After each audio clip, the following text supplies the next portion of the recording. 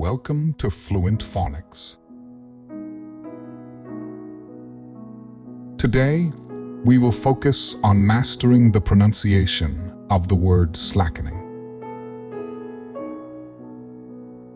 Slackening.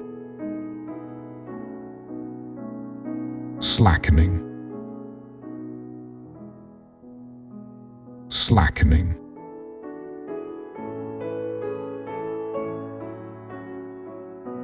Here's an example of how one might use it in a sentence. Pace of work at the office showed no signs of slackening, even as the end of the day approached. Slackening in this context refers to a decrease in intensity or pace. It suggests a slowing down or easing up of something that was previously fast or vigorous.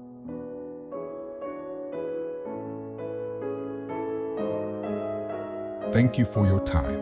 If you enjoyed this, please like and subscribe for further content.